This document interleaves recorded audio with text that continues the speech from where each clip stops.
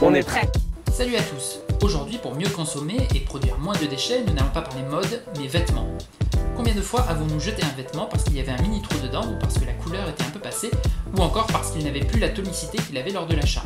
Et pourtant, combien de modes existe-t-il où l'on porte des vêtements volontairement déchirés, des couleurs volontairement délavées ou des formes légèrement improbables? Alors les bonnes questions à se poser avant de jeter un vêtement, est-ce que ça ne serait pas? Est-ce qu'il fait toujours son office? Est-ce que ce t-shirt par exemple est toujours léger pour l'été? Ou est-ce que ce manteau me tient toujours chaud l'hiver?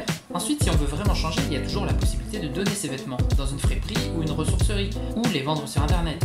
Et si vraiment ce vêtement est trop abîmé, il reste toujours la solution de le recycler, et dans le meilleur des cas, il pourra participer à la confection d'un nouveau vêtement, ou alors il pourra toujours servir pour le ménage ou les matériaux d'isolant. Et pour refaire sa garde-robe, eh bien on peut utiliser ces mêmes réseaux. Ainsi, c'est vous qui faites votre mode plutôt que de subir celle des grandes enseignes. Il faut admettre que la plupart des vêtements de la grande distribution sont fabriqués à l'autre bout du monde avec des produits qui ont eux aussi voyagé.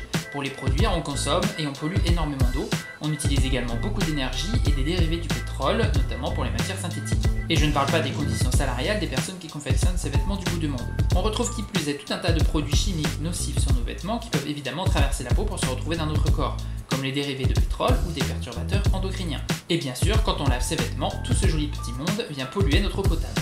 Alors il y a bien sûr des solutions, comme par exemple en France le site T-shirt propre, qui produit des t-shirts bio, éco-responsables, équitables et très solides avec une longue durée de vie. Alors me direz-vous, où est le problème? Eh bien il est double. Qui de nos jours veut porter les mêmes vêtements plus d'une saison, plus de quelques mois? Comment développer ce genre d'initiative si on ne lutte pas contre la publicité du jetable et du toujours nouveau, toujours neuf? Pour cela, nous devons donc changer nos habitudes de vie. Et puis le second problème, c'est bien sûr le prix.